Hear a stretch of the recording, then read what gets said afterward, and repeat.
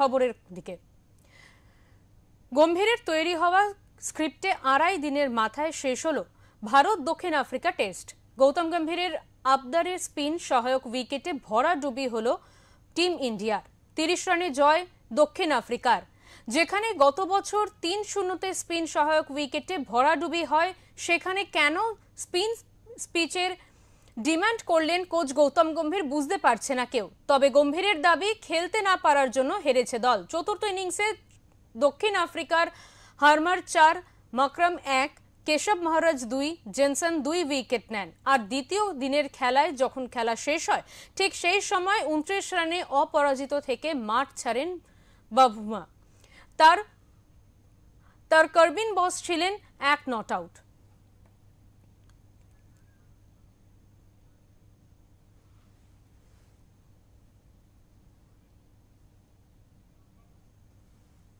সেখান থেকে শুরু হয় রবিবারের খেলা। দেখতে দেখতে বাভুমা আর বসের জুটি জমতে থাকে।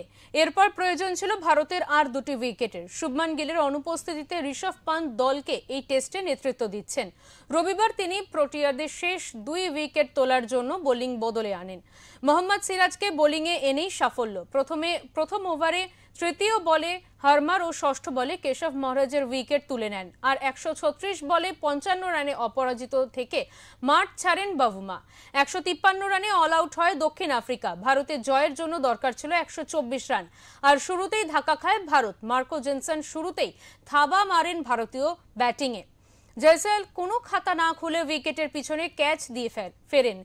কেএল রাহুল 0 রানে জয়সওয়ালের বলে উইকেটের পিছনে ক্যাচ দিয়ে জেনসনের বলে আউট হন। ভারতের ধূপ জুবেল 13 রান করে ফেরেন। ভারতের একমাত্র ক্রিজে ছিলেন ওয়াশিংটন সুন্দর। 31 রান করে তিনি মাকরামের বলে ফেরেন। ঋষভ পান্ত 2 করে হার্মারের বলে খারাপ শট মেরে ফেরেন। অক্ষর প্যাটেল করেন 26 রান। 93-তে শেষ হয় ইন্ডিয়া টিমের খেলা। 13 বছর পরে ইডেনের টেস্ট ম্যাচ হারল টিম ইন্ডিয়া।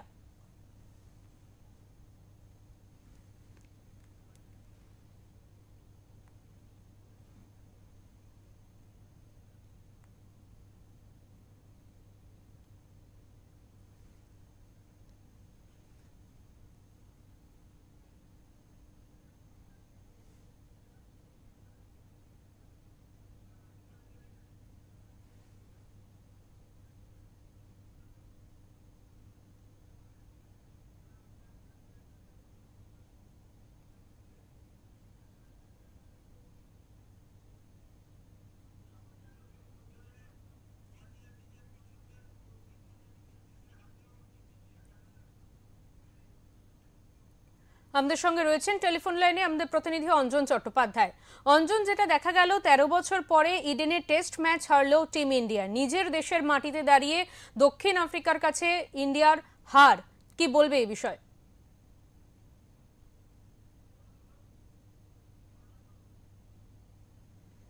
কিন্তু প্রশ্ন উঠতে বাধ্য। তার স্ট্র্যাটেজিতে কিন্তু তার জন্যই কিন্তু দাবি করা হয়। বিরাট কোহলি কিন্তু টেস্ট ক্রিকেট থেকে অবসর নিয়েছেন, রোহিত শর্মা অবসর নিয়েছেন।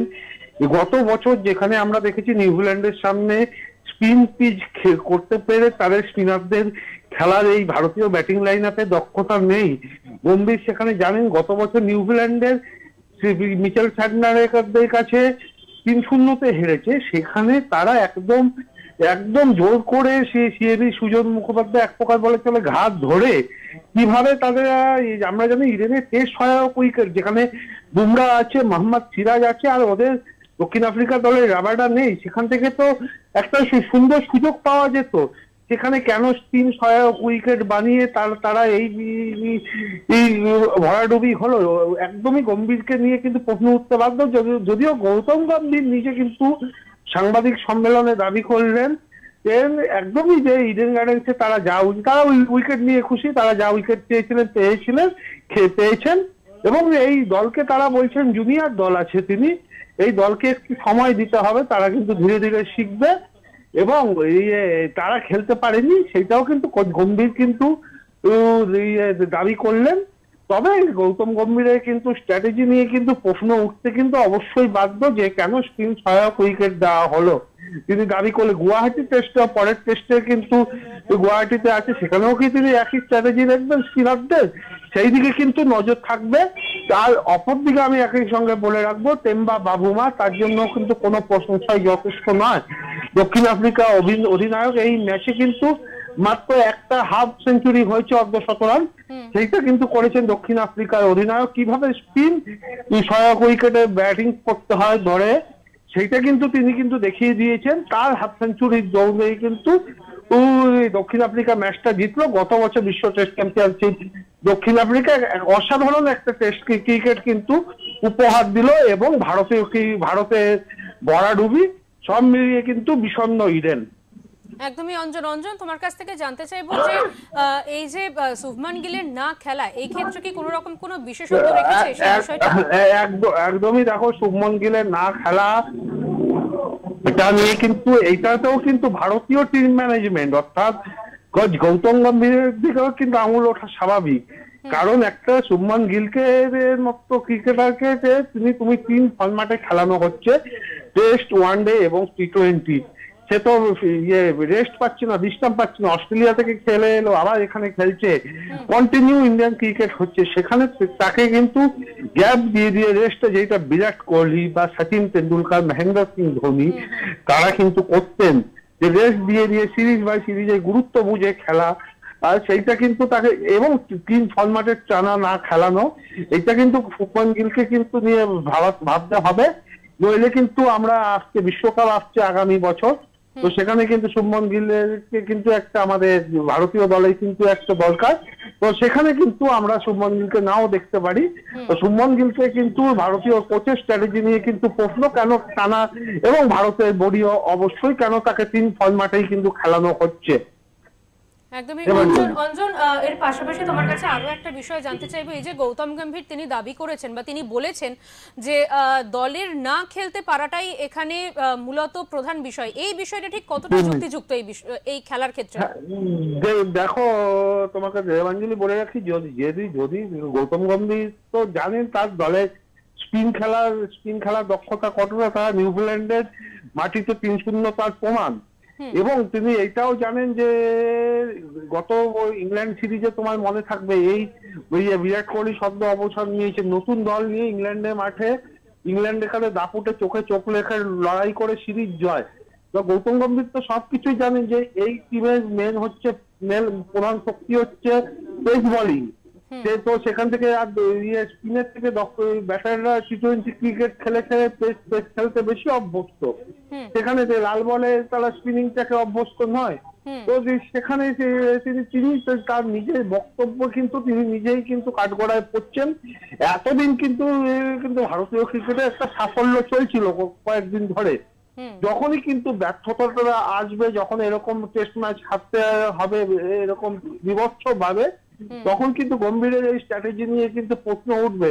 আর আমার ব্যক্তিগত ভাবে ধারণা, আগামী বছর যদিও 2027 সালে টি20 একদিনের বিশ্বকাপ আছে, কিন্তু 2026 সালে টি20 বিশ্বকাপে যদি ভারত নিজের দেশের ম্যাচে কিন্তু ভারত আরো পারফরমেন্স না করতে পারে, আদৌ কোচ গৌতম গম্ভীরের 3টে ফরম্যাটের ক্রিকেটে, বিশেষ করে টেস্ট এবং টি20তে চাকরি থাকবে কিনা, সেই নিয়ে কিন্তু একটা বড় সড়ো কিন্তু প্রশ্ন চিহ্ন কিন্তু রয়ে গেছে। একদমই। অনেক ধন্যবাদ অঞ্জন তোমাকে।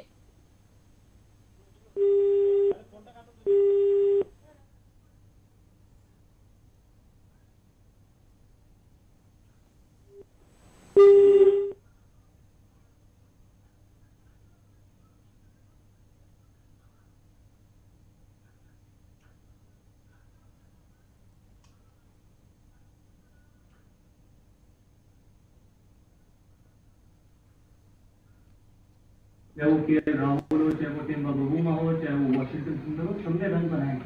तो अल्टीमेटली पहले भी मैंने कहा था, अगर आपका डिफेंस सॉलिड है तो ये ऐसा विकेट नहीं है कि जहाँ पर आप रन नहीं बना सकते। हम पहले भी ऐसे विकेट पे खेले हैं। तो अगर एक बॉलर के हाथ में बैट है तो उसका काम है रन बनाना। अगर किसी बैट्समैन को अगर बॉलिंग डालने के लिए बोला तो उसका काम है विकेट लेना। तो ये नहीं है कि बैट्समैन की वजह से टेस्ट मैच हारे, 11 खिलाड़ियों की वजह से हम हारते हैं, और 11 से भी ज्यादा जो ड्रेसिंग रूम में बैठे उन सबकी वजह से टेस्ट मैच हारते हैं। जो हम जीतते हैं तो इकट्ठे जीतते हैं, हारते हैं तो हम इकट्ठे हारते हैं। यस, इंपॉर्टेंट थिंग ये कि क्या हम ट्रेन किया अपनी स्किल बेहतर कर सकते हैं, क्या हम अपना टेम्परामेंट बेहतर कर सकते हैं, क्या हम अगर हमारे को घर पे ऐसे विकेट्स पे खेलना है जहाँ पर बिग शॉट्स या फिर बिग शॉट खेलना आसानी है लेकिन ड्राफ्ट करने की आदत डालनी है तो फिर वो हमारे को बेटर करना पड़ेगा। ऐसे डीमंस नहीं थे कि आप ये अनप्लेबल विकेट तो नहीं था, तेंबा बहुमा ने भी रन बनाए, अक्सर ने भी रन बनाए, वॉशी ने भी रन बनाए। पॉइंट है कि अगर हम हमेशा विकेट के बारे में बात करते रहेंगे जिसमें आप अगर इसको टर्निंग ट्रैक कहते हैं तो इसमें अगर आप विकेट उठा के देखेंगे तो सीमर्स ने कितने विकेट लिए, majority of the wicket seamers के पास गए। हम हमेशा ये बात करते रहते हैं टर्निंग ट्रैक है, ये हो रहा है, वो हो रहा है, लेकिन अगर आप 40 विकेटें अगर उठा के देखें उसमें मेजोरिटी ऑफ विकेट सीमर्स की, तो अगर आप